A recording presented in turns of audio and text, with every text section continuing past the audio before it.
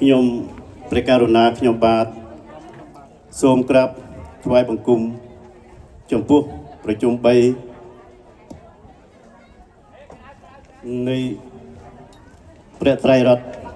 ជាទីសក្ការៈបូជាសូមថ្វាយបង្គំព្រះចៅអធិការព្រះករុណាគ្រប់ព្រះអង្គមួយអន្លើដោយលោកប្រធានសមាជិកសមាជិកាគណៈកម្មាធិការនយោបាយមិត្តសម័យគ្រប់នឹងរាប់អានសូមគ្រប់លោកស្រីតំណាងអភិបាលក្រុងធំរេអងហ្វ្រង់សច្រឡំមាត់ជាប់មាត់លោកស្រីតំណាងឯកអគ្គរដ្ឋទូតនៃព្រះរាជាណាចក្រកម្ពុជាប្រចាំ UNESCO ដោយសេចក្តីគោរពនឹងរាប់អានសូមគោរពលោកស្រីលោកឧបាសកឧបាសិកាពុទ្ធបរិស័ទទាំងអស់ដោយសេចក្តីគោរពនឹងរាប់អានជាមួយនឹងកិត្តិយសយ៉ាងខ្ពង់ខ្ពស់នឹងការគោរពយ៉ាងជ្រាលជ្រៅខ្ញុំព្រះករុណាខ្ញុំបាទសូមស្វាគមន៍វត្តមានព្រះសង្ឃលោកស្រីលោកពុទ្ធបរិស័ទទាំងអស់ដែលបាននិមន្តនិងអញ្ជើញមកចូលរួមក្នុងពិធីបុណ្យបញ្ចុះបឋមសិលាសាងសង់ព្រះវិហារវត្តចន្ទរង្សីយើងនេះវត្តមានជាកិត្តិយសវត្តមានរបស់លោកអ្នក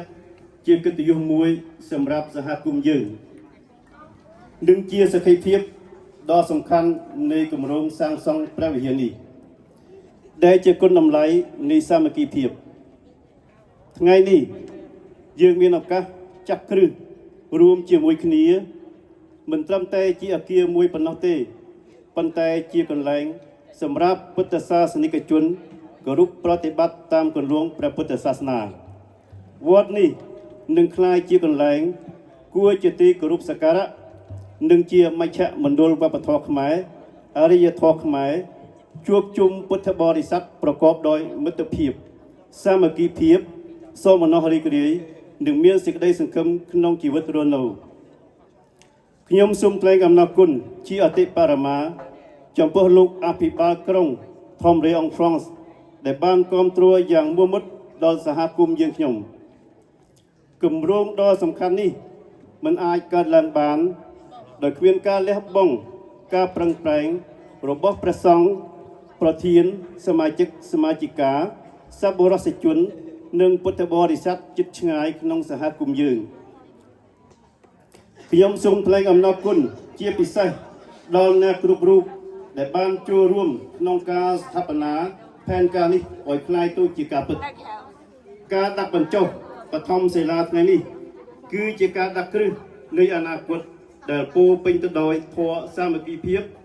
និងកិត្តិយសដល់វត្តចន្ទរង្សីហើយវត្តខ្មែរកម្ពុជាក្រមយើង